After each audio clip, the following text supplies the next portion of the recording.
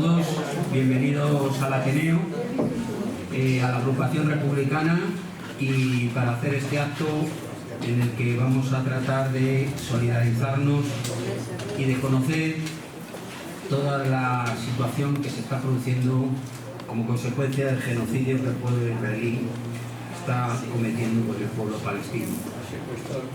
Para ello tenemos hoy la suerte de contar con Lorena Gamito, que es la representante de la UNRWA en este caso, y Lorena Gamito es licenciada en Psicología por la Universidad de Salamanca y experta en intervención psicosocial en aspectos de género.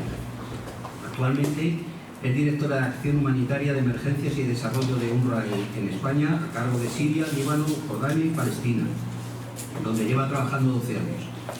Ya con anterioridad ha colaborado como cooperante en Marruecos con niños de exclusión social y extrema pobreza, acumulando más de 20 años en acción social y cooperación internacional, siendo responsable de proyectos en América Latina y Oriente Medio. Muchas gracias, Lorena, por estar con nosotros aquí en este acto que va a llevar a cabo la agrupación republicana.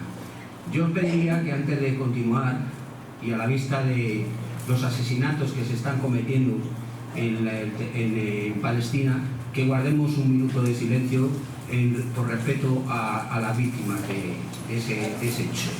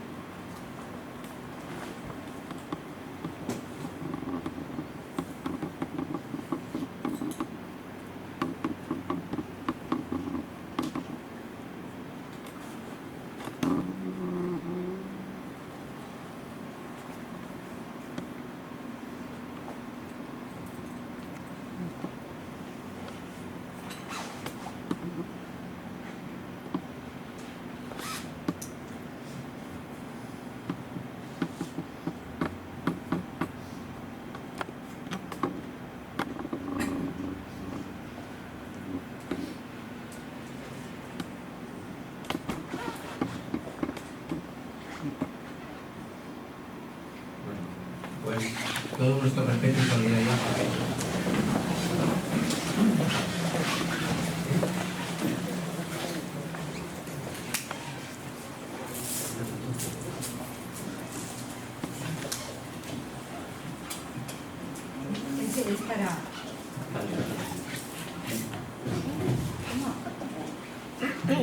Es para pediros previamente al desarrollo del acto que hay una persona en la sala que tiene intolerancia electromagnética y es muy sensible, pues a algo en lo que todos estamos inmersos, ¿no? Entonces os pediría que pusierais los móviles en modo avión para que tenga la mínima repercusión posible. Bueno, ya que estamos, y antes de que Lorena nos ilustre y nos comente la situación de Gaza, sí que quería hacer un comentario en la agrupación republicana y manifestar que ya en la Constitución de 1931, el artículo 6 de la Constitución republicana consideraba que la guerra no sería nunca jamás un instrumento, no sería ningún instrumento contra el Estado. Tampoco que España entraría en ningún conflicto bélico sin el consentimiento en aquel momento de la sociedad de naciones. Quiero decir esto de que ya en la República de 1931 se apostaba de una manera decidida por el entendimiento entre los pueblos y sobre todo por la paz. Yo quería decir que ante la barbarie que estamos presenciando en vivo y en directo, superadora del nunca más, como jamás hubiéramos podido imaginar, a donde el hambre se utiliza como arma de guerra, aún más con la imposibilidad de proveer de ayuda humanitaria de ninguna clase, tanto como arma de guerra. Por cierto, en el BOE del 4 de junio se publica la Ley Orgánica 2/2025 de 3 de junio, por el que se autoriza por parte de España la ratificación de 4 enmiendas al artículo 8.2 del Estatuto de Roma de la Corte Penal Internacional, en la que se considera crimen de lesa humanidad hacer padecer intencionadamente de hambre a la población civil como método de hacer la guerra, privándola de los objetos indispensables para su supervivencia, incluido el hecho de obstaculizar intencionalmente los suministros de socorro. Estos supuestos de crímenes de guerra lo son tanto en conflictos internacionales como internos, que es lo que está sucediendo, entre otros, en Gaza. Ante estos actos criminales no podemos permitir que Gaza se convierta en el cementerio del derecho internacional y de los principios básicos de humanidad y moralidad.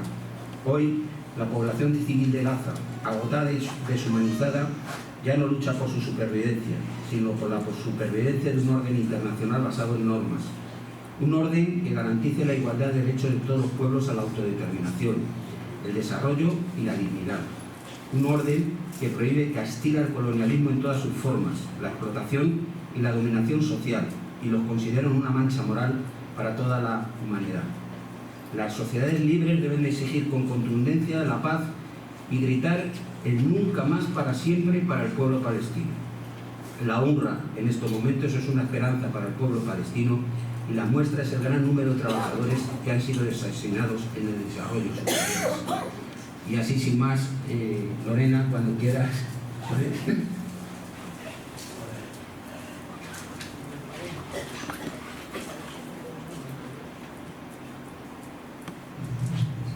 Bueno, en primer lugar, muchísimas gracias por este espacio para poder dar voz a lo que está sucediendo ahora mismo en la Franja de Gaza. Sí me gustaría poner un vídeo para ilustrar un poco cuál es el trabajo que realiza la agencia.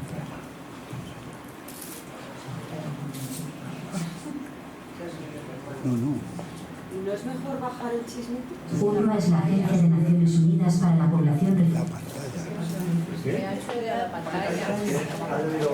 Es que se ha subido sola.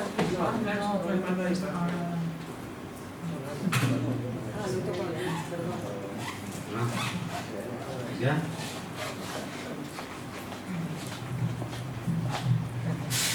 Bueno, mientras, pues comentaros que este va a ser un vídeo sobre el trabajo que lleva realizando UNRWA, que es la Agencia de Naciones Unidas para la Población Refugiada de Palestina en Oriente Próximo, y tiene un comité aquí en España, que somos UNRWA España. Llevamos trabajando más de 15 años en apoyar directamente el trabajo que realiza la agencia en terreno, pero además sensibilizando también a la población aquí en España sobre la situación que se vive tanto en el territorio palestino ocupado como en las otras zonas en las que trabajamos y en las que también hay población refugiada acogida.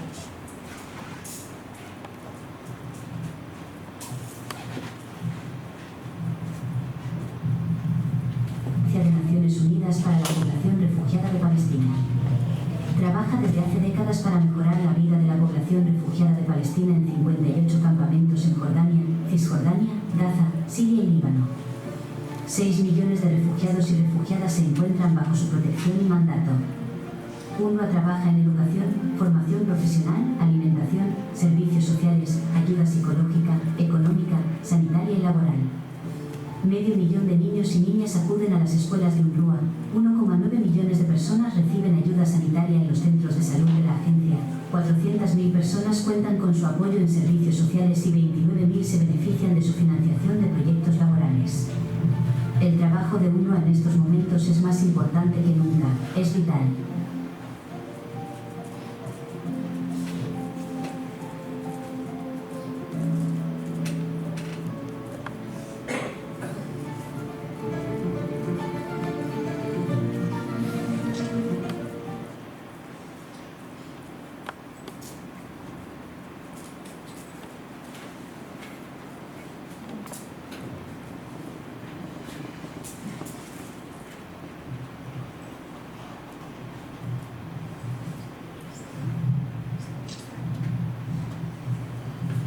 Pues como comentaba, la Agencia Humanitaria de UNRWA es parte del Sistema Internacional de Naciones Unidas. Se creó en el año 49 para poder atender las necesidades que habían surgido debido a toda la población que tuvo que huir o bien fue expulsada de lo que actualmente es Israel, que eran unas 700.000 personas, y para poder proveer de servicios básicos a esta población.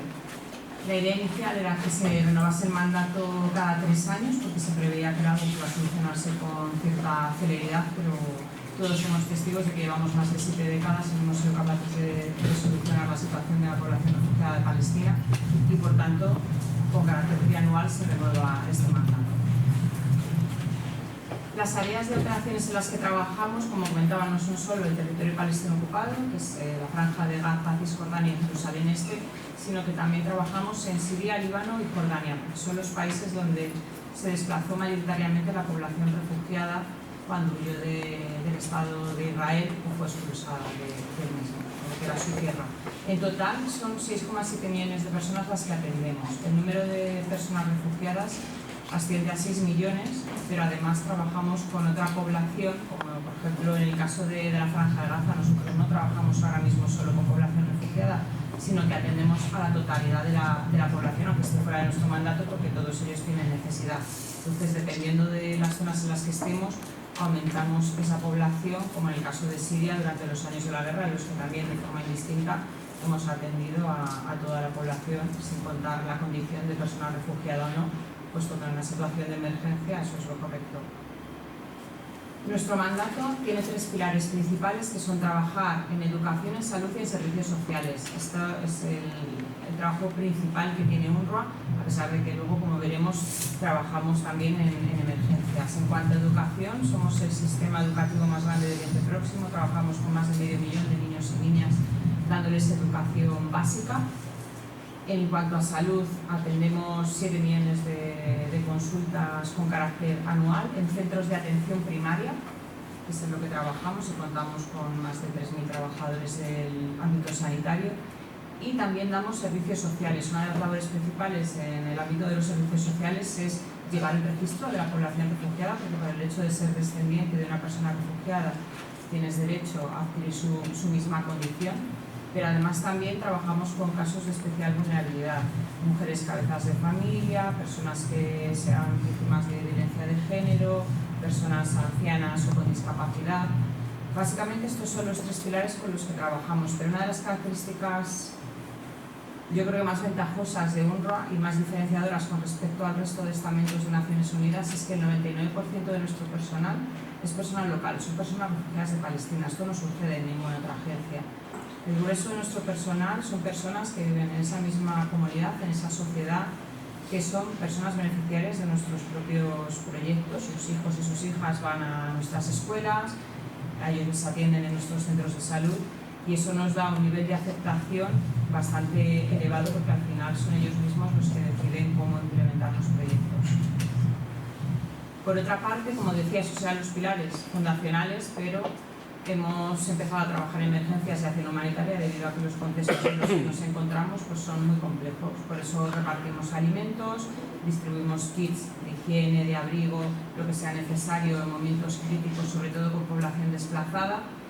Damos atención sanitaria de emergencias, además de los centros de salud con los que contamos, pues específicamente nos desplazamos a zonas donde no existe un centro de salud, pero ha habido, por ejemplo, un terremoto en Siria, como sucedió hace 2 años.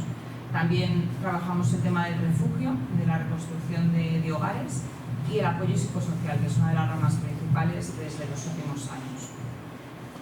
Como comentábamos en el vídeo, tenemos campamentos en las 5 áreas de operaciones en las que trabajamos, son 58 campamentos en total. O eran 58, tengo que decir, porque la realidad es que los campamentos de la Franja de Gaza ya no son reconocibles ahora mismo, entonces no podríamos hablar de campamentos. He puesto varias imágenes para distinguir lo que todos tenemos en nuestra cabeza por un campamento de personas refugiadas, que sería la imagen que hay en la parte superior derecha, que son tiendas de campaña. En la izquierda vemos que ya hay algunos barracones y lo que serían nuestros campamentos en la actualidad, que ya son como pequeñas ciudades, con un urbanismo bastante malo porque han crecido a lo alto y bastante hacinados, pero que ya no se trata de tiendas de campaña, sino que en algunos casos son edificios de 4 o 5 alturas, sin cimientos, con calles muy estrechas, con los cables normalmente a la vista y al tacto de cualquier persona que sea un poquito alta también. Y para contextualizar cuál es el trabajo de UNRWA, antes de entrar concretamente en la Franja de Gaza, nos hemos visto llevados a trabajar en situaciones muy críticas en los últimos años especialmente. Como os digo, la situación era trabajar por la dignidad de la población que había huido o sido expulsada del Estado de Israel, pero hemos visto como en Siria ha habido una guerra durante más de una década, en el caso de Líbano una crisis económica tremenda, todas las zonas se han visto afectadas también por la COVID-19, sobre todo a nivel más económico y de desarrollo. En Cisjordania las múltiples ofensivas militares durante las últimas décadas, escaladas de violencia en todas las zonas y las guerras, el bloqueo y la ocupación que son parte de la vida del día a día de la población refugiada que vive en el territorio palestino ocupado. Respecto a la Franja de Gaza, ¿qué sucede a partir del 7 de octubre de 2023? Todos somos conscientes de cómo Hamas entra en el territorio israelí, asesinando a varios miles de personas, y cómo posteriormente el Estado de Israel lidera una guerra, llamada por ellos guerra, a toda la población de la Franja de Gaza. A mí me gustan estas imágenes porque nos muestran lo que fue conocido como la Nakba, el momento de la catástrofe, que es la traducción de esa palabra en árabe, en el año 48, la población huyendo con lo puesto, con lo poco que podían llevar encima, y en 2023 estas imágenes son de las primeras semanas de octubre de 2023, como toda la población también tuvo que desplazarse. 1,9 millones de personas tuvieron que dejar sus hogares para desplazarse sobre todo a la zona sur.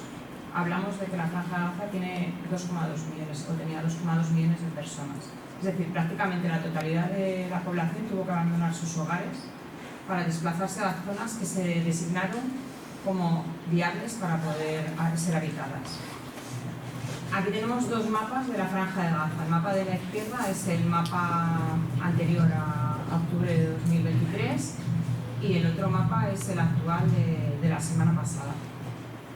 En la Franja de Gaza teníamos 5 gobernaciones, se ve perfectamente la zona del mar en la que se indican las millas náuticas a las que podía acceder la población. Sabemos que son 20 millas náuticas, eso es lo que tiene todo estado de aguas internacionales, hasta las aguas internacionales. En el caso de Palestina no es así. Normalmente la posibilidad de pescar o de utilizar barcos en la costa de Gaza era de entre 3 y 6 millas náuticas. Además podemos ver lo que ha sucedido en aguas internacionales ayer mismo. Luego vemos cómo está toda la franja rodeada de un muro perimetral, tanto dentro de lo que sería la frontera con Israel como la frontera con Egipto, y además controlada a nivel aéreo, porque en el caso de la Franja de Gaza no existe ningún aeropuerto, el control aéreo es todo ejercido por el Estado de Israel. Sí se ve, no sé si se aprecia mucho aquí en la parte baja del mapa, es lo que antiguamente era un aeropuerto, que de hecho financió la cooperación europea y que fue destruido en una de las ofensivas militares de Israel a principios de los años 2000. Y esta era la situación de bloqueo que había en la Franja de Gaza previamente a la guerra. Como podéis ver también, al lado de la zona del muro hay una zona más oscura en gris, que es toda la zona en la que no se podía acceder. No es que hubiera un muro, sino que era una zona en la que si te acercabas podían dispararte, porque era lo que ellos consideraban zona de no acceso, lo cual disminuye más las zonas habitables. ¿Qué sucede en la Franja de Gaza? Que es una de las zonas más densamente pobladas del mundo. Partiendo de ese hecho y de que hay 5 gobernaciones, ahora vemos el mapa que tenemos a la derecha, que tiene 2 características. Las zonas rojas, que son las zonas en las que ya no se permite habitar, están con órdenes de desplazamiento por parte de los militares israelíes, y las zonas de color morado, que son aquellas que son zonas militares de por sí. Y donde está un color como magenta, vamos a decir, es donde se unen las dos, tanto que es una zona militar como que es una zona en la que ya no se permite habitar porque hay una orden de desplazamiento. ¿Qué supone eso? Que tan solo las zonas de color gris o blanquecino son las zonas en las que se puede habitar ahora mismo dentro de la Franja de Gaza.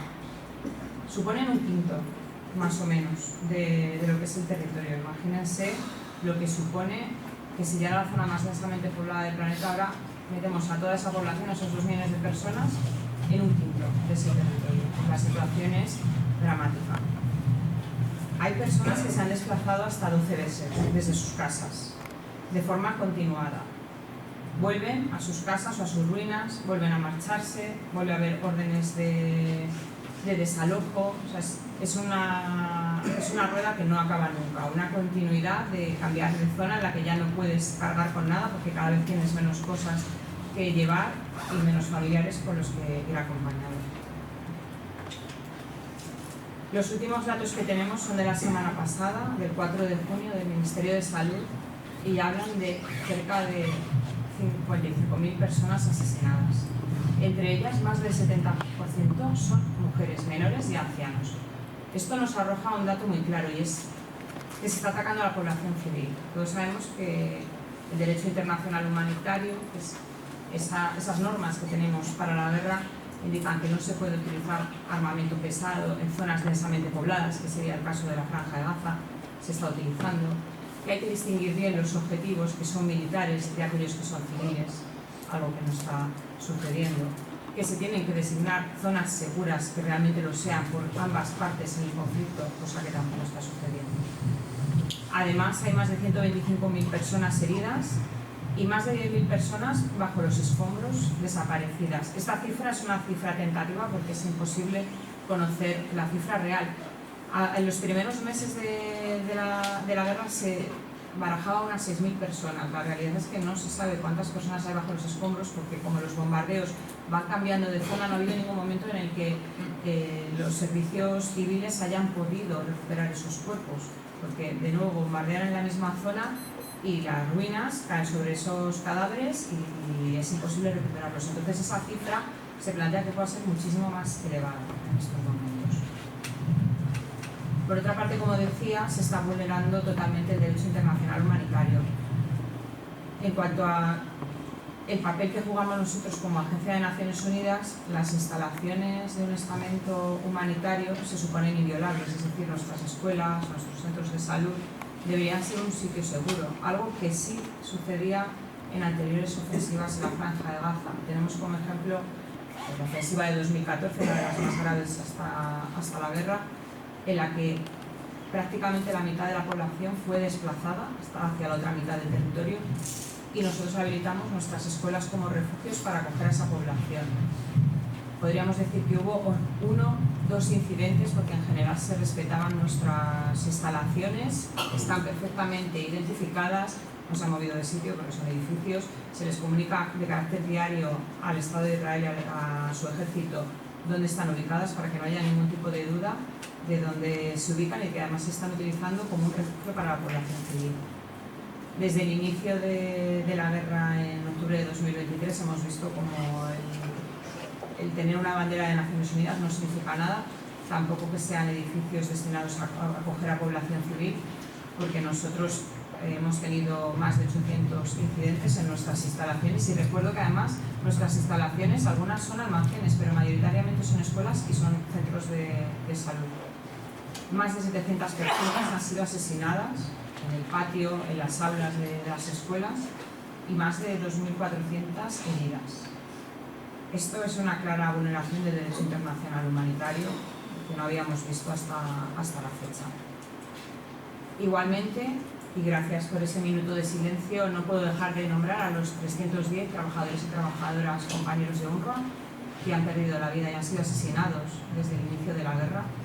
Este es el mayor número de trabajadores de Naciones Unidas asesinados en ningún conflicto en la historia de este cuerpo de Naciones Unidas, pero tengo que decir que esto yo ya lo decía a los 2 meses de comenzar la guerra, no es que ahora con 300 personas asesinadas hayamos llegado a un límite que no habíamos visto nunca, es que yo este dato ya lo daba en noviembre de 2023, es decir, hemos sobrepasado desde hace más de un año cualquier cifra que hubiéramos visto previamente, pero no solo en cuanto a los compañeros de UNRWA, sino también a nivel de la población civil, a nivel también de periodistas, más de 200 periodistas asesinados locales, porque desde el principio se ha impedido que los periodistas internacionales pudiesen entrar en la Franja de Gaza a informar de qué es lo que estaba sucediendo, algo que tampoco se había dado en conflictos anteriores. Y no puedo menos que nombrar el caso que se ha hecho más famoso ahora de uno de nuestros compañeros, de Kamal, quizás el caso más significativo porque parte de nuestros compañeros han sido asesinados durante su jornada laboral, en su puesto de trabajo, otros han sido asesinados en sus casas con sus familias mientras dormían. Pero tenemos el caso de Kamal, un compañero que vivía en Rafah, salió de su casa, se puso su chaleco y se montó en un coche de UNRWA perfectamente identificado, formando parte de un convoy en el que iban otras ambulancias para entrar en Rafah porque había habido un altercado y querían comprobar si había heridos. Se perdió contacto con todo este convoy, no se supo nada ni se pudo acceder a la zona hasta semanas después, en las que se encontró una fosa en la que estaban todos los coches y ambulancias, unos encima de otros aplastados, y bajo esos coches estaban los cadáveres de todo ese personal sanitario, incluido el de nuestro compañero, que tenía varios impactos en la nuca. Estas personas iban perfectamente identificadas, se ha comprobado mediante vídeos que ha publicado la Media Luna Roja que las luces estaban encendidas y no había absolutamente ningún tipo de duda sobre que eso era un convoy sanitario, a pesar de lo que el ejército israelí había dicho en un principio, que era dudoso, no se sabía si era personal humanitario o no, no iban luces encendidas. Se ha comprobado que eso no era cierto y es uno de los casos más llamativos también porque al final ha sido una ejecución sumaria. Como comentaba, nosotros desde el inicio de la guerra lo que hemos hecho ha sido poner a disposición de la población civil nuestras escuelas. Como no es la primera vez que tenemos una escala de violencia en la Franja de Gaza, ya contábamos con que parte de ellas tenían que convertirse en refugio. Lo que hemos hecho ha sido ir adaptándolas para que tengan más aseos, las instalaciones sean propicias para poder acoger a más gente. Teníamos previstas 64 escuelas para que se convirtiesen en refugios. Pues todas nuestras previsiones se vieron sobrepasadas desde el inicio de la guerra, ya que tuvimos que convertir 154 de nuestras escuelas en refugio, la práctica totalidad de las escuelas con las que contábamos. Y 1,4 millones de personas han estado acogidas en nuestras escuelas. Hablamos de que el total de la población son 2 millones. La previsión era tener unas 2.500, 3.000 personas por escuela y hemos llegado a tener 12.000 personas hacinadas en una escuela.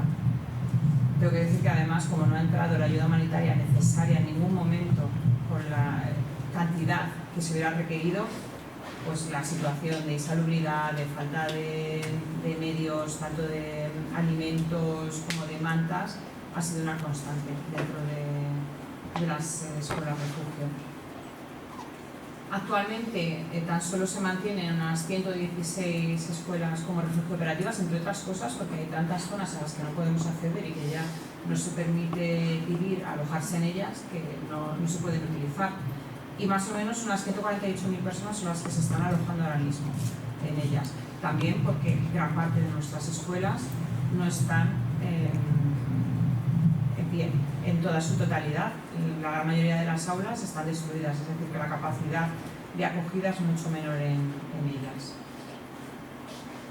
Quería mostrar por distintos estamentos qué sucede en cuanto a la parte nutricional, sanitaria, educativa, que pasa en los distintos ámbitos en la Franja de Gaza y qué estamos haciendo nosotros para apoyar. En cuanto a la alimentación, hasta que se cortó la entrada de alimentos y de otros bienes en la Franja de Gaza, se habían repartido 1,9 millones de toneladas de harina a la población, principalmente para que cocinasen pan. De hecho, en ocasiones no se ha repartido directamente a la población, sino a las panaderías, para que pudieran venderlo a muy bajo coste. Y también se han repartido alimentos no perecederos dentro de los propios refugios. En un inicio nosotros contábamos, como tenemos almacenes y ya tendríamos, una de las ventajas que tenía UNRWA cuando empezó la guerra es que nosotros ya trabajábamos con gran parte de la población. 1,8 millones de personas de la Franja de Gaza son refugiadas de Palestina, entonces nosotros ya dábamos alimentos a 1,3 millones de personas, por lo cual teníamos los almacenes llenos de comida cuando sucede el 7 de octubre. Eso nos permitió repartir alimentos en las primeras semanas, pero llegó un momento en el que se nos fueron acabando y lo que se fue introduciendo fueron alimentos ya preparados para hacer cocinas comunitarias. Pero por parte de la población se nos pidió el poder darles alimentos que cocinasen ellos, también por dignidad, porque sobre todo las mujeres, que son las que principalmente cocinan en Gaza, preferían ser ellas las que realizasen las comidas que ir recibiendo un plato de comidas preparadas. Por eso se cambió y se volvió al sistema anterior en el que entregábamos los alimentos sin cocinar. El último informe del IPC, que es el Acute Food Insecurity, es uno de los sistemas de medición del nivel de desnutrición y malnutrición a nivel mundial, ya nos habla de que casi la totalidad, tengo que decir que el último, la previsión que hay desde mayo a septiembre, habla de que prácticamente el 100% de la franja de Gaza va a estar en una situación de crisis y un 20% en una situación no retornable de desnutrición, cercano a la hambruna. Entonces, bueno, estamos viendo los datos.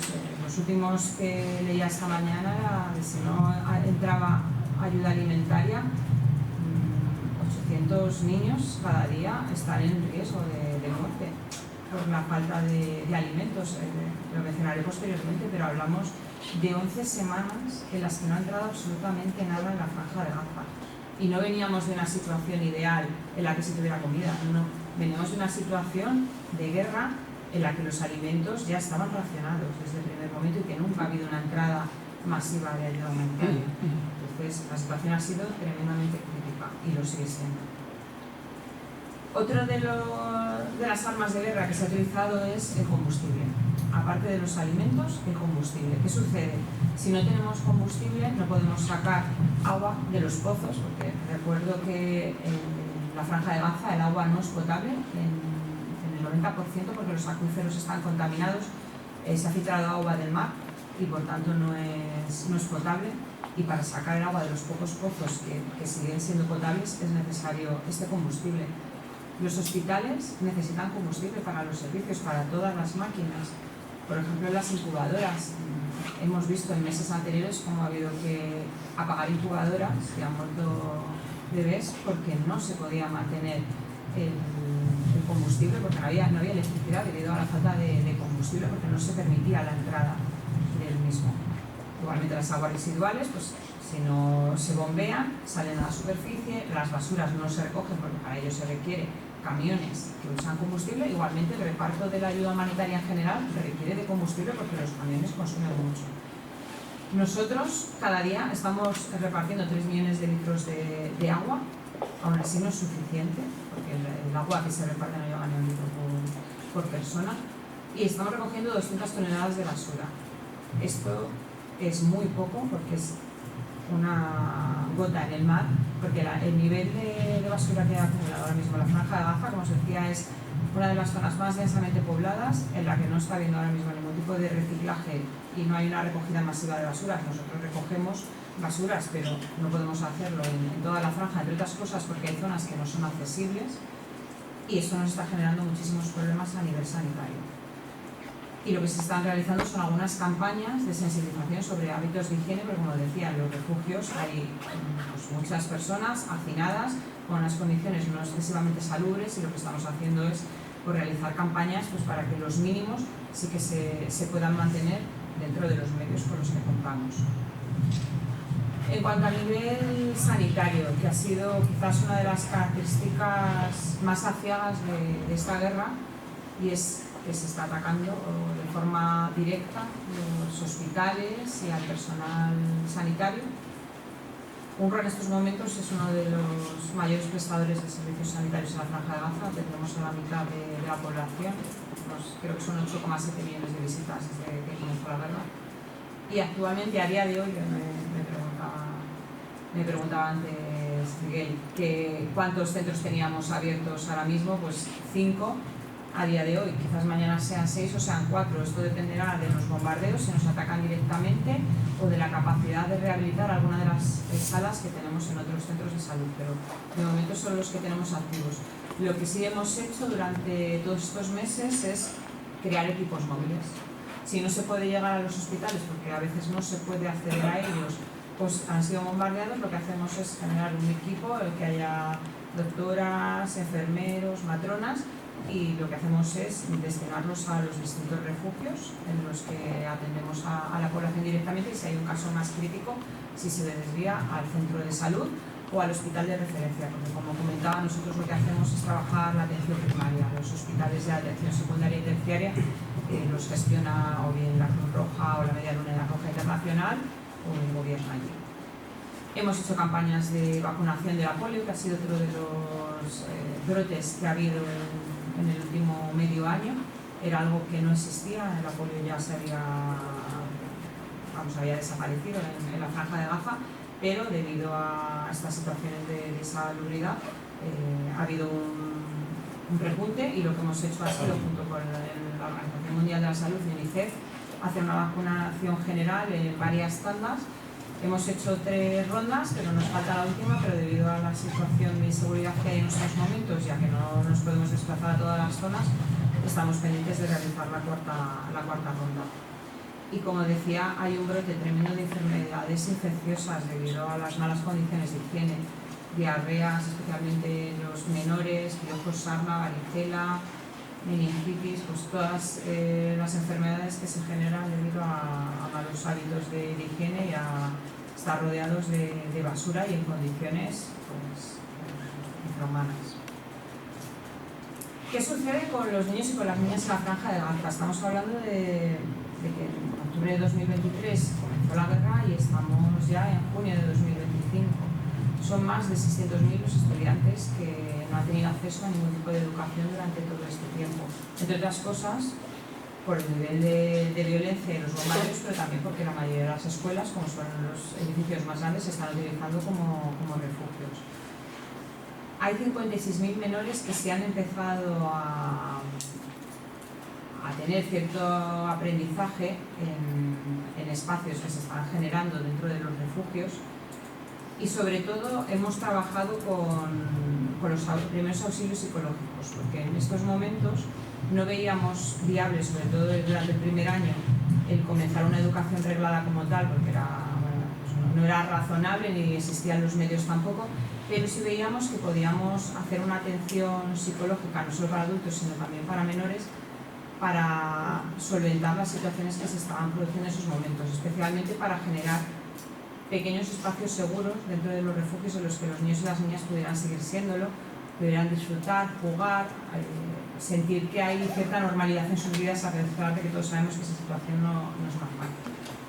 Una de las situaciones que se nos ha generado y que no había sucedido nunca en ningún conflicto anterior es el hecho de tener tantos menores que no tienen padres ni madres, ni familiares cercanos. ¿Qué sucede? Tenemos ahora mismo 35.000 menores que no tienen ningún tipo de familia. Previamente, en ofensivas anteriores en las que también ha habido familias que han perdido miembros, siempre había uno de los progenitores, un abuelo, un tío, familia extensa. Una de las características de las familias en la franja de Gaza es que son familias muy grandes, y si no, los vecinos. Lo que está sucediendo ahora mismo es que con el nivel de desplazamiento tenemos muchísimos menores que han perdido a todos sus familiares o no son capaces de encontrarlos, y que tienen que hacerse cargo de sus hermanos más pequeños, con todas las situaciones de inseguridad que supone esto, tener menores en zonas tan hacinadas, que estamos viendo que están utilizando métodos de supervivencia no seguros, como acercarse a las distribuciones de alimentos que se están produciendo ahora, en las que hay tiroteos o otros medios de vida muy, muy arriesgados. ¿Qué sucedió durante principios de este año? Hubo un alto al fuego del 15 de enero al 18 de marzo. Están las cifras, pero no es necesario mencionarlas. Lo importante es decir que por primera vez entraba la ayuda humanitaria en una cantidad razonable, vamos a decir. Desde el principio, desde el primer día, se comentó que para que la población tuviese todo lo necesario debían entrar 500 camiones de ayuda humanitaria en la franja de Gaza. Eso era la estimación que había sin que hubiese habido una guerra. Durante todos los meses previos, durante el año y 2 meses anteriores, esto no sucedió.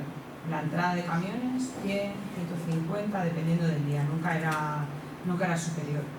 Durante el alto del fuego sí es cierto que llegó a haber días en los que había 500 camiones entrando con ayuda humanitaria, lo cual nos permitió introducir suficientes alimentos, incluso no solo para repartir, sino para tener un pequeño stock, medicamentos, mantas, tiendas de campaña, agua, todo lo necesario.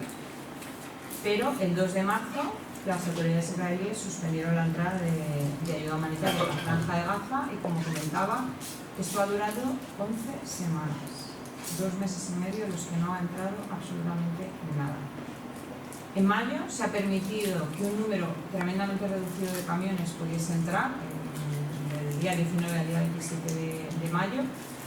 Se autorizaron 800 camiones en esa franja de días, tan solo 200 han podido entrar, porque una cosa es la autorización y otra es que se permita realmente la entrada por todos los chequeos que se hace al contenido de los camiones y además por cuestiones de seguridad. Es decir, que la entrada ha sido simbólica totalmente.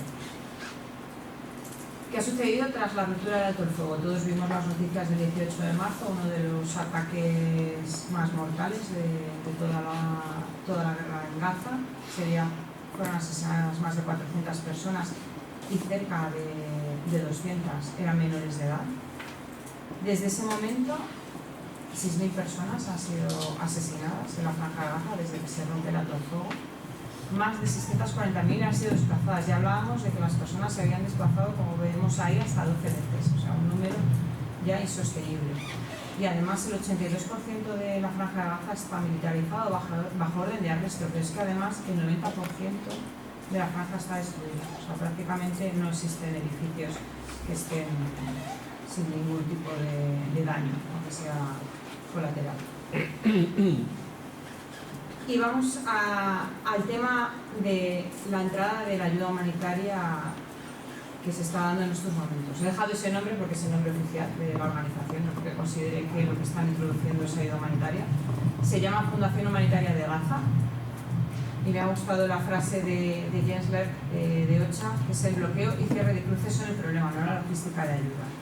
No intentemos decir que el problema era que no se podía introducir suficiente ayuda, porque esa nunca ha sido el problema. Nosotros tenemos miles de camiones esperando en frontera, el resto de organismos internacionales de Naciones Unidas los tiene también. No es un problema de que no esté llegando la ayuda a la frontera, el problema es que si no se abren los cruces, eso no entra. Y eso es lo que viene sucediendo toda la guerra en Gaza. Este sistema de la Fundación Humanitaria de Gaza, pues, como podéis ver, es un sistema militarizado, arbitrario y además profundamente deshumanizador. Esta organización, que ha sido fundada en febrero de este año, ya está bajo investigación en Ginebra por presuntas violaciones al derecho internacional humanitario, pero es que además es una asociación o fundación auspiciada por Israel y por Estados Unidos, pero que además cuenta con personal militarizado para hacer el reparto, algo que nunca se hace en una situación humanitaria. Han reducido los puntos de entrega a 3 o 4, cuando había 400. Los organismos que estábamos dentro de la franja de Gaza repartíamos en más de 400 puntos. ¿Por qué? Porque la ayuda humanitaria va allí donde se necesita. La gente no va a los puntos de ayuda humanitaria, nosotros vamos donde hace falta. ¿Por qué? Porque hay personas que no pueden desplazarse, personas ancianas con baja movilidad, personas con discapacidad, mujeres embarazadas, menores de edad. Todas esas personas no pueden recorrerse 30 kilómetros para llegar al punto de distribución. Y eso es lo que está sucediendo en estos momentos, que toda la población que no puede movilizarse no está recibiendo ayuda. ¿Qué sucede con los que se puede movilizarse? Pues vemos las noticias de lo que ha sucedido ayer. Más de 30 personas asesinadas a tiros en el reparto y más de 100 heridas. Eso es lo que sucede cuando además haces un reparto entre vallas, que desde luego no es una condición ni digna ni segura. Tienes personal armado en el reparto y estás dejando pues, fuera de juego a todas las personas que realmente tienen conocimiento de cómo esto se debe hacer, aparte de incumplir completamente los principios humanitarios de neutralidad, de humanidad. No se están respetando. ¿Por qué? Porque no estás teniendo en cuenta a toda la población, porque está sesgado. Estamos viendo que para poder recibir la ayuda se tienen que pasar escáneres biológicos, es decir, que se está registrando las caras de la población que va a recogerlo. Se está recogiendo por parte de una empresa israelí, pues que una de las partes en conflicto esté recogiendo este tipo de datos no parece lo más neutral del mundo, aparte que ya Israel ha reconocido que en algunos casos ha cometido errores y ha pensado que algunas personas, por el registro facial que se había hecho, eran militantes cuando eran población civil. Pues está incurriendo en unos riesgos que no eran necesarios en absoluto. Por tanto, en la posición de Naciones Unidas y de todos los agentes humanitarios que hay en la Franja de Gaza es que nosotros no cooperamos con este sistema y no nos parece que sea el adecuado por incumplir totalmente los principios humanitarios. Me he centrado en la Franja de Gaza, pero ¿qué es lo que sucede en Cisjordania? Porque aquí deberíamos hablar de Palestina. ¿Qué sucede en Cisjordania? Pues en Cisjordania, aunque esté menos en las noticias, desde el 7 de octubre de 2023 son casi 1000 las personas asesinadas, no solo a manos del ejército israelí, sino también de la población colona.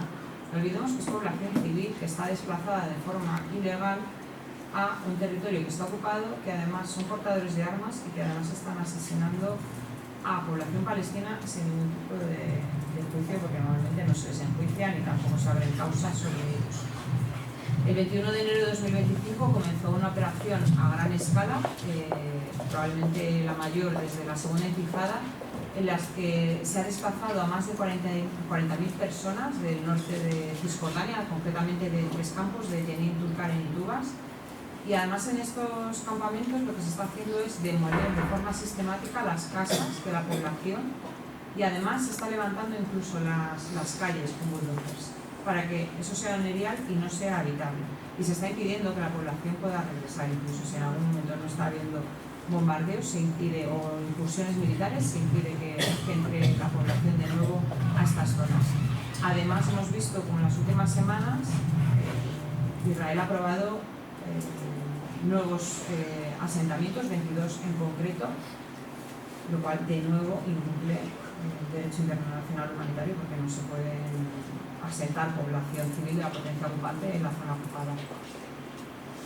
¿Qué está sucediendo a nivel internacional? Por dar algunas pinceladas en estos momentos. Pues tenemos movimientos en el Tribunal Internacional de Justicia, que como todos sabemos en el 2024 Sudáfrica presentó una demanda contra Israel, acusándola de genocidio en la Franja de Gaza.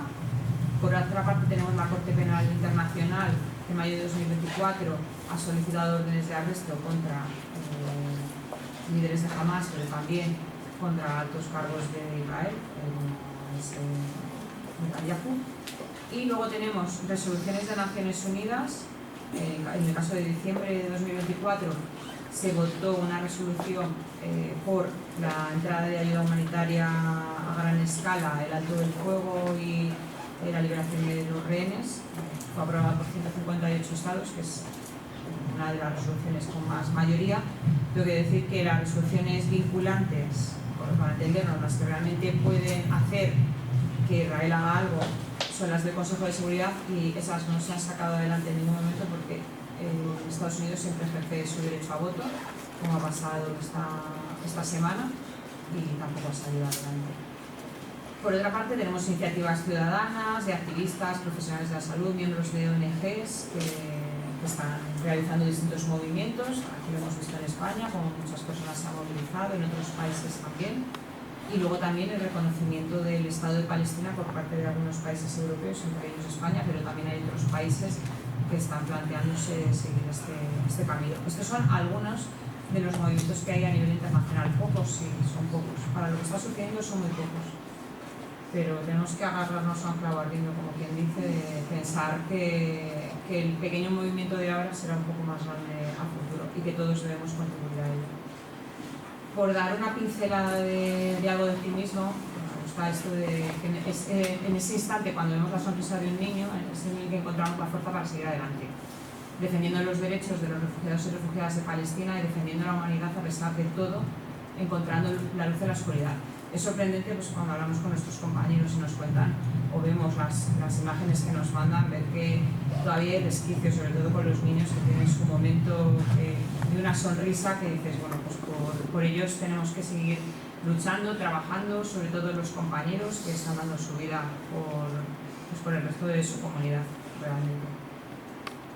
Y en cómo apoyar, cómo podemos apoyar desde aquí, que es una de las preguntas que siempre nos hacen, aparte de las iniciativas personales que cada persona pueda tener, desde UNRWA, ¿qué podemos ofreceros para colaborar? Pues por una parte, a nivel económico, que sería una de las básicas, sobre todo para mantener al personal sanitario que tenemos en la Franja de Gaza y de apoyo psicosocial, donativos puntuales, o si alguna persona se quiere hacer socia de la entidad. Todo ello puede ser a través de nuestra página web de www.unrwa.es, la que además tenemos muchísima información colgada y actualizada para que podáis seguir qué es lo que está sucediendo y bueno, creo que siempre es importante tener información fiel de lo que sucede. Tenemos también otras formas de colaboración, ahora que ha empezado esta nueva línea que es la de los testamentos solidarios, los regalos justos, empresas también que se suman y que quieren hacer algo concreto, actividades de forma específica dentro de su mundo laboral, o firmar las peticiones que lanzamos a través de nuestras redes sociales. Y luego tenemos también, te voy a decir que la tenemos bastante agotada en estos momentos porque tenemos un concierto solidario hace poco que fue increíble porque la gente que vino al concierto pusimos una tienda y agotó prácticamente todos los productos, pero los vamos renovando. Pues son las compras solidarias, todos los beneficios de lo que vendemos van destinados directamente a UNRWA y normalmente o son productos que traíamos de Palestina, traíamos cufillas de Hebrón, teníamos también una sección que era de bordados de una cooperativa en la Franja de Gaza, por desgracia la cooperativa ya no existe, pero tenemos una colaboración con una diseñadora española que, partiendo de los diseños que bordaban las mujeres en la Franja de Gaza, realiza trabajos y bueno, pues camisetas, chapas, todos con los motivos de Palestina. Podéis pasar, se llama Palestinarte y van surgiendo cosas nuevas que vamos promocionando y es una forma también pues, de colaborar y que cada vez que alguien vaya a veros a vuestra casa pues podáis enseñar algo típico, vayáis por la calle, pues he visto a mucha gente aquí también con las cufillas, pues es una forma también de mostrar el apoyo. Y luego un punto muy importante que es el de informarse y difundir a través de nuestras redes sociales. Una de las grandes dificultades que afrontamos es la desinformación o la mala información que hay sobre lo que está sucediendo. Entonces nosotros siempre animamos a que las personas os informéis a través de nuestros canales en distintos medios, porque la información que nosotros damos, aparte de que es de primera mano, porque es de nuestros compañeros y compañeras de allí, está contrastada con otros organismos y validada por Naciones Unidas. Tenemos distintos canales, Instagram, TikTok, Facebook, YouTube, Blue Sky, WhatsApp, LinkedIn o X. En cualquiera de ellos tenemos información actualizada en la que difundimos también los eventos que vamos realizando, porque otra forma de participar es en aquellos eventos, como os he comentado, hemos tenido un concierto solidario, hemos realizado una lectura de poemas en Reina Sofía, pues distintas actividades. Y nada, muchísimas gracias y cualquier duda, aquí estamos para...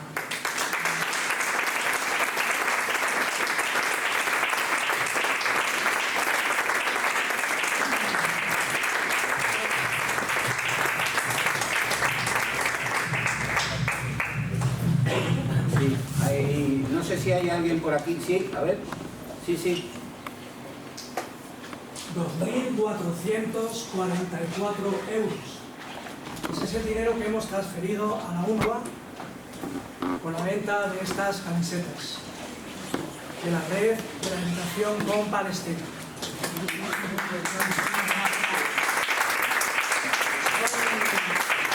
Camisetas que están en toda la geografía española, distribuidas por docentes de escuelas infantiles, primaria, formación profesional, secundaria y bachillerato. Pero no nos limitamos a vender camisetas. Nos las ponemos y empezamos a caminar. Y vamos a empezar a caminar. Durante este fin de semana, el sábado 14, el domingo 15 de junio, va a haber marchas por Gaza, en Miranda de Ebro, en Valladolid, en la montaña palentina, en Novelda, en Vinaroz, en Tarragona, en otros lugares de Cataluña, en Cantabria, en Euskadi y, por supuesto, en Madrid. En Madrid habrá 3 marchas. La marcha norte, que vendrá de la Sierra Norte y empezará en Plaza Castilla, y desde Plaza Castilla llegará a los jardines, a la plaza del Jardín de Palestina en Delicias, la marcha oeste, que vendrá desde Alcorcón, pasando por Aluche, Carabanchel, y llegará a la plaza del Jardín de Palestina en Delicias, y la marcha este, que vendrá desde Vallecas y llegará a la misma plaza, a la 1. Y una vez que estemos allí, confluiremos e iremos hacia el Retiro, a la Feria del Libro, cruzaremos la Feria del Libro y terminaremos en la Casa Árabe bailando una danza palestina. Todo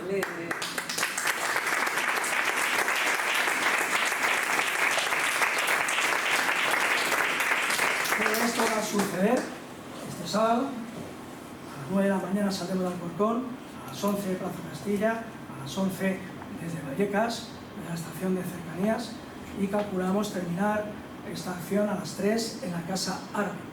¿Y para qué lo hacemos? Lo hacemos para darle visibilidad a la Marcha Internacional a Gaza del 15 de junio, una marcha que pretende romper el bloqueo de la ayuda humanitaria.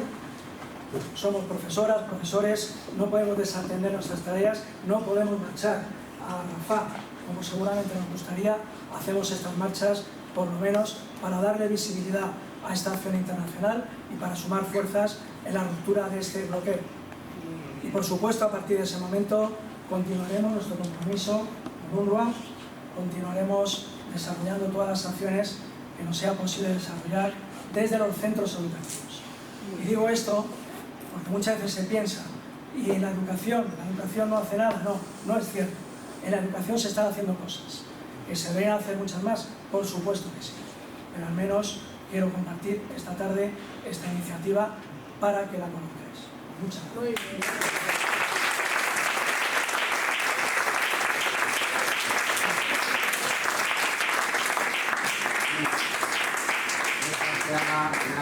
Rosa Arteaga, la que va a moderar ahora el acto, por si hay algunas personas que quieran intervenir y hacer preguntas. Está abierto a cualquier cuestión que planteéis. Sí, la verdad es que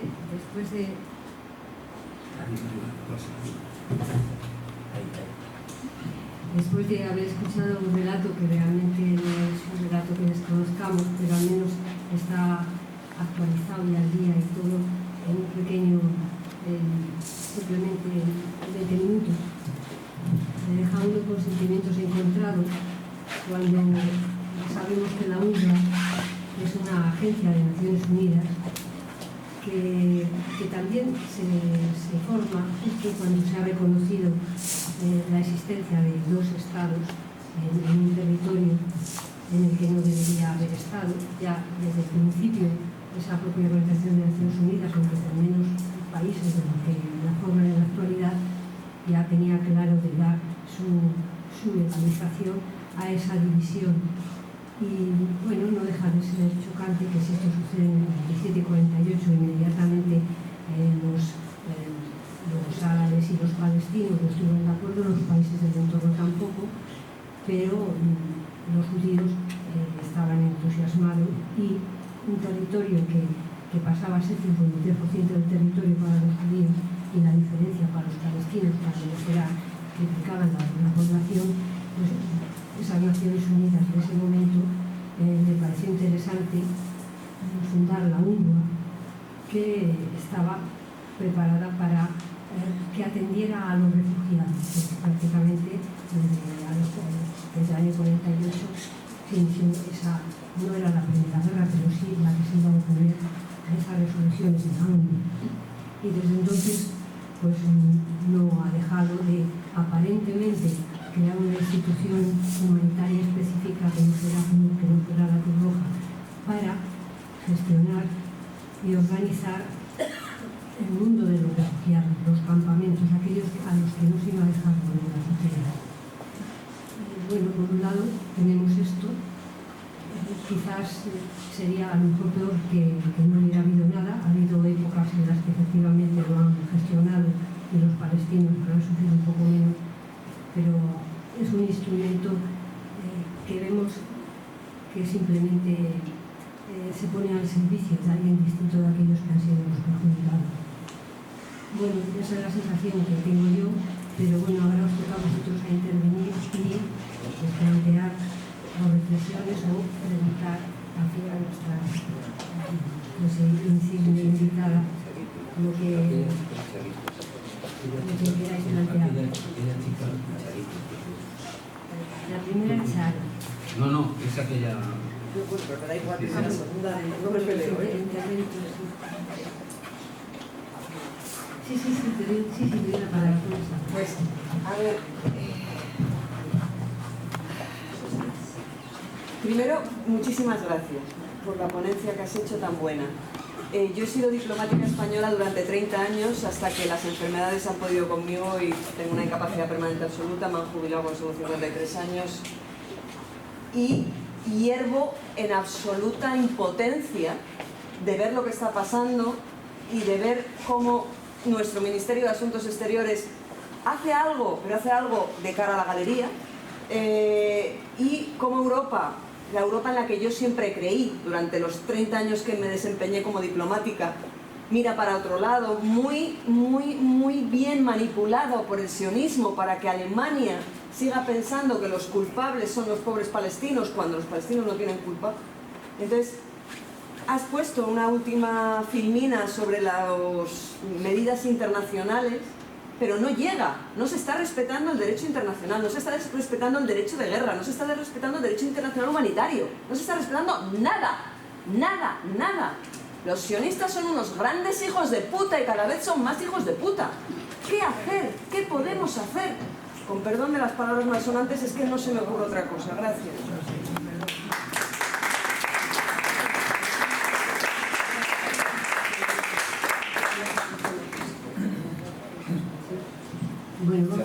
Bueno, van a intervenir 3 personas y luego ya va contestando porque seguramente será más. Sí. Charo.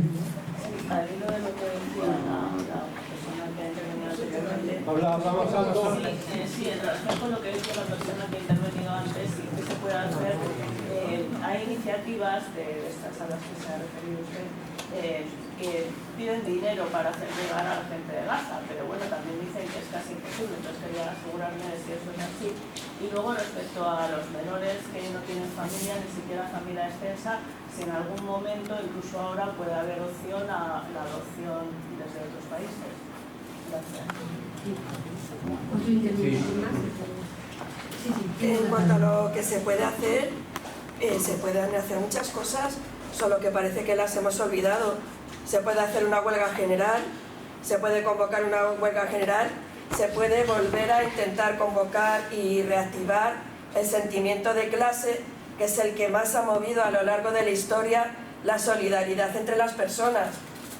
No ha habido nada que haya tenido esa capacidad de enfrentarse a los poderosos que el sentimiento de la clase obrera cuando recupera su conciencia de clase obrera y la solidaridad entre los pueblos. O sea, hay una huelga general, es algo que siempre, si es general y está bien hecha, es algo que da resultado, y si se está dispuesto, se puede estar dispuesto a ir hasta el final, como los palestinos están dispuestos a ir hasta el final, porque no es solo que se les obliga por la situación, es que es un pueblo que tiene la trascendencia que tiene por la manera en la que se enfrenta a las cosas. Bueno, pues podemos que cunda el ejemplo en lugar de ser tan egoístas como somos habitualmente en Europa.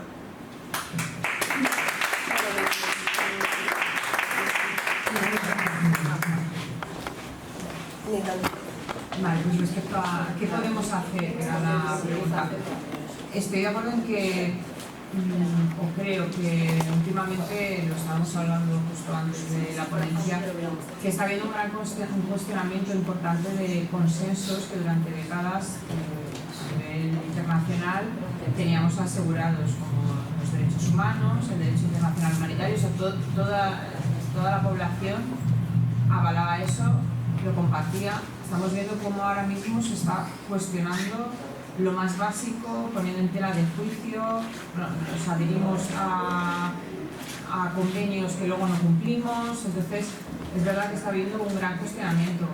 ¿Qué podemos hacer? Yo creo que en ocasiones se nos olvida el poder que tenemos como sociedad civil, quizás porque últimamente no usamos mucho ese poder y nos hemos olvidado, ¿sabes? Pero lo que estaba comentando la compañera, hay muchísimas formas, desde lo que votamos, de cómo nos movilizamos. O sea, yo creo que tenemos bastante poder como población si lo hacemos juntos. O sea, es verdad que tenemos que quizás dejar de lado un poco nuestro individualismo, que nos marca un poco la sociedad, y intentar ver de qué manera unir esfuerzos, pero yo sí considero que hay cosas que podemos hacer, pero claro. ¿Pero cuáles? Porque el sionismo nos tiene controlados, controlan todas las industrias de la prensa, de las industrias del cine, de los streamings, lo controlan todo, de los festivales de música, agilipollan a la gente, nos tienen agilipollados como sociedad.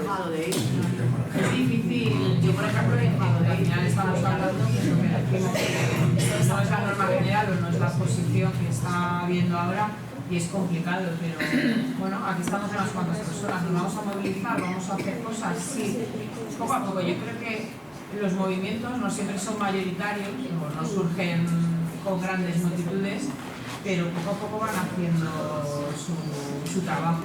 Yo creo que, yo que soy siempre una activista, si no trabajaría aquí.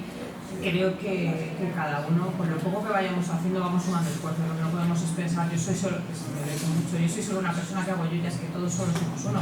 Si nos juntamos es cuando tenemos un poder de decisión y de cambiar la... Pero ¿cómo unirnos? ¿Cómo? Claro, eso es difícil, ¿no? Yo no puedo dar las respuestas de cómo hacerlo, pero tendremos que pensar cómo lograrlo.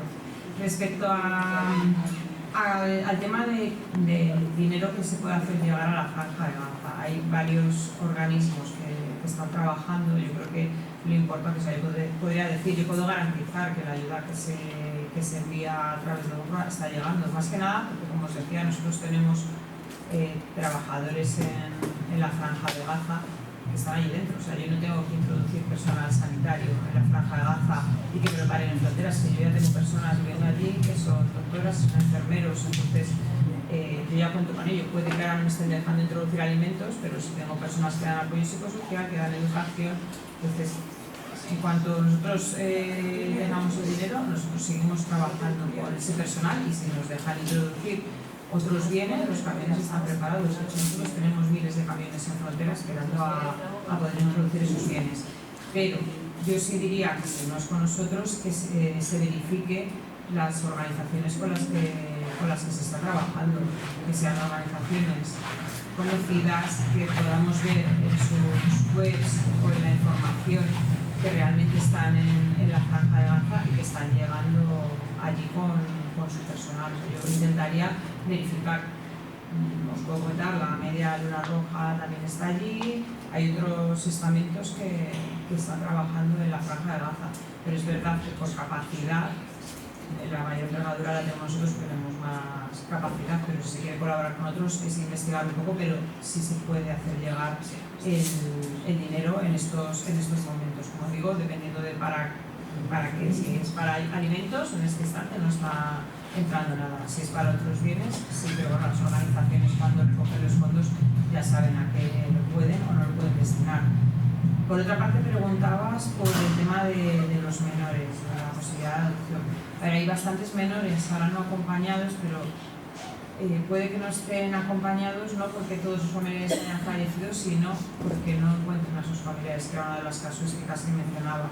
Claro, lo que no podemos hacer es sacar a ningún menor sin tener la claridad de que sus padres o sus familiares no están, porque igual simplemente sus padres se han quedado atrapados en el norte o alguno de sus hermanos mayores y ellos están en el sur. O sea, esto llevaría tiempo el ser capaces de localizar a las familias. También a veces me planteaban el tema de niños que venían a operarse o cosas así. Claro, puedes traer a un niño a operarse, ¿cómo lo devuelves a Gaza? Con la dificultad de entrar, que si lo devuelves, ¿quién va a volver a estar allí? O sea, el tema de los menores es muy complicado porque tienen redes sociales allí y, salvo que sea la última opción, lo adecuado no es intentar traerlos aquí, sobre todo sin tener la garantía de que no tienen familiares. Y ahora mismo no existe esa garantía. Una de las cosas que se está haciendo es intentando identificar a todos los menores que hay ahora mismo. De hecho, gracias a una colaboración con UNICEF, todos los niños y niñas tienen unas pulseras ahora con sus datos personales, por si acaso sus niños se pierden de sus familiares,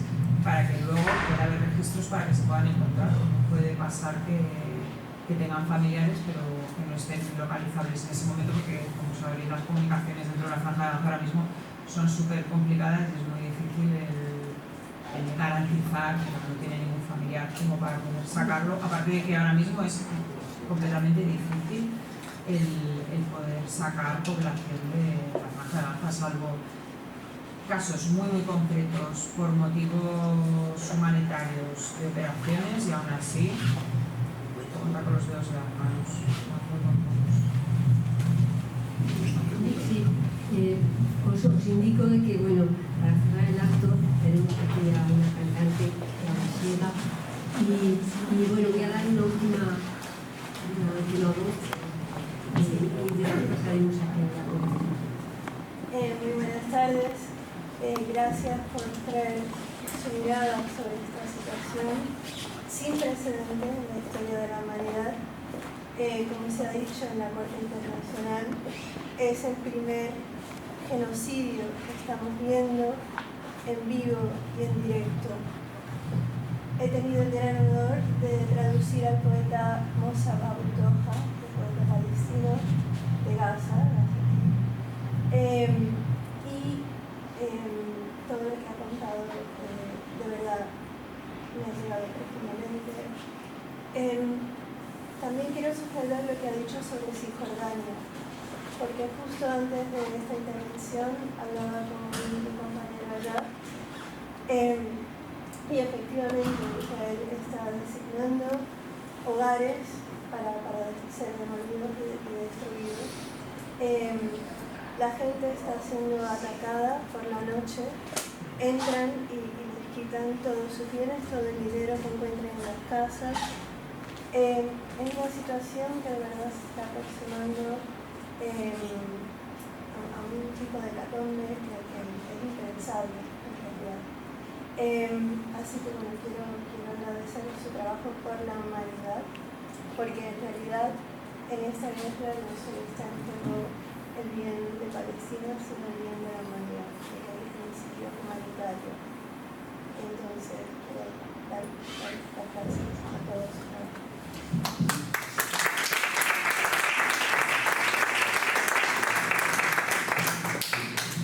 A ver, Gaspar. Pero brevemente. Sí. Bueno, muchas gracias Lorena por ese reportaje, y nos ha traído el Ateneo para que un Ateneo sea lo que tiene que ser. Y bueno, ya leo por la prensa de hoy que en la flotilla de la Libertad, el barco Madeleine, ha sido ya kidnapped, secuestrado, y sus 15 tripulantes están siendo objeto de mufas y risas y en fin, vejaciones simples. Esta chavala, ¿cómo se llama? Sí, Greta Thunberg, venga. Bueno, y otra cosa, deciros que se cumple lo que estoy diciendo ahora mismo.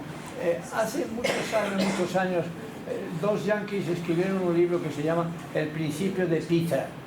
El principio de Peter dice que toda persona está abocada a alcanzar su mayor nivel de incompetencia. Ahí tienes, aparte de algunos criminales, y ahí tienes a Trump, la que está armando en Los Ángeles, en California, y este del partido Likud, Netanyahu, ¿no? ¿Cómo se llama? Reagan, un caballista de las películas, de cowboy. Total, que estamos en manos de impresentables que por lo hecho por ver, pues están llevando la tostada. Y luego en cuanto a Israel, pues Israel nunca existió, eso son cosas de la Biblia. Eso es para los que dieron historia sagrada, estas cosas que estaban en el bachillerato, ¿no? Estaban las Marías, religión, formación del... Venga, Gaspar, termina, por favor. Gracias, Lorena, por esta contribución y a ver si tiene solución la cosa, porque pinta muy mal. Netanyahu es un reo que tenía que estar en la cárcel, Sí. El Trump tenía que estar en la cárcel. Venga, vale.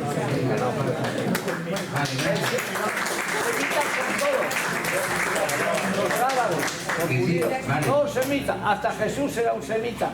Yo no sé por qué, ¿quién destapó la caja de Pandora para que se comieran abocados entre todos. La religión tiene mucha culpa, la Biblia tiene mucha culpa. Toda. Venga, pasamos a, por favor, va a intervenir una compañera y amiga que se ha prestado para deleitarnos y a ayudarnos y solidarizarse con 2 canciones de su repertorio para terminar el acto de la ocupación. Tengo que advertir que el próximo lunes hay tertulia republicana que va a tratar sobre la economía china y el problema con los aranceles yanquis. Va a venir el autor de un libro, Pedro Barragán, con varios ponentes más, y os invitamos a que el próximo lunes, día 16, asistáis a esa tertulia. Así es que ahora nos va a deleitar.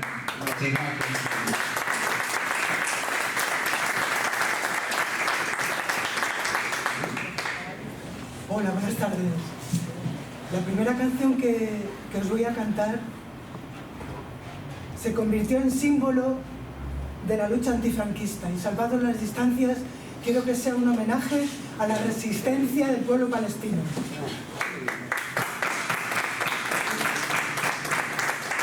Es de Chicho Sánchez Ferlosio, Gallo Negro, Gallo Rojo.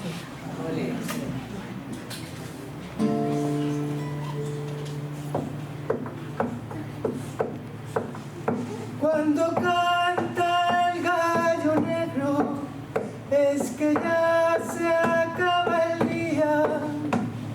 Si cantara un gallo rojo, otro gallo cantaría. Si cantara un gallo rojo, otro gallo cantaría. Si es que yo miento,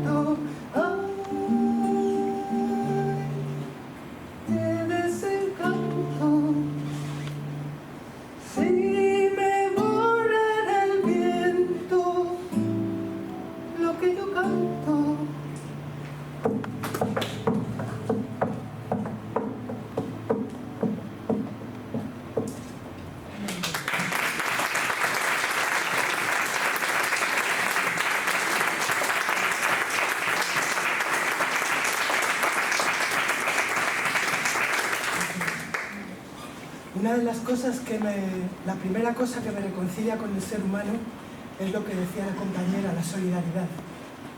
La solidaridad que se desató después de la Dana fue lo que me motivó a escribir esta canción, y la solidaridad que se desata y que se va a desatar más aún con el pueblo palestino. Ojalá. Estoy convencida. Ojalá. Esta canción es un canto de esperanza y se titula Hipótesis.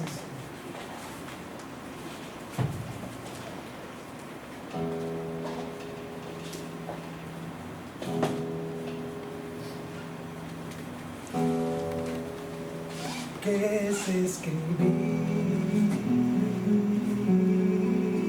sino diseccionar un corazón con palabras afiladas y la complicidad de la razón que nos asiste?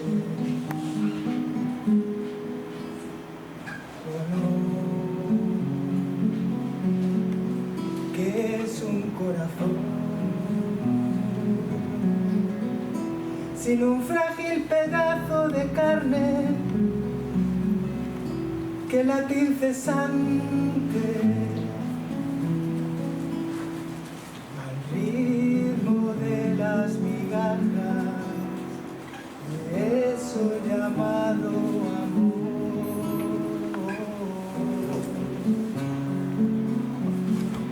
¿Qué es el amor sino el descarnado motor de un mundo hecho trizas y jirones que nos envuelve implacable?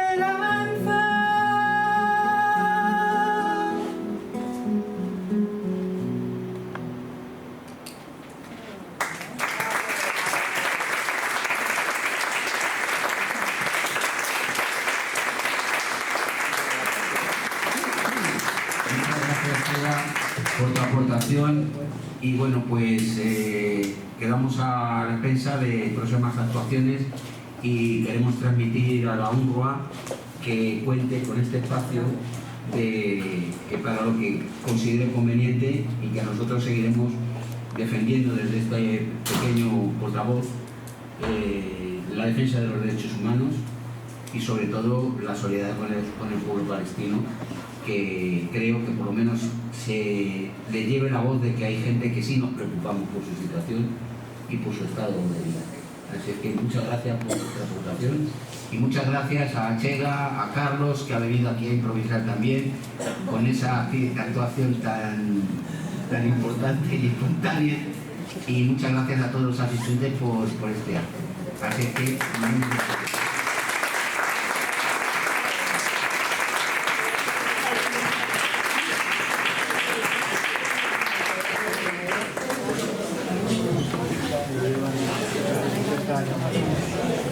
Gracias.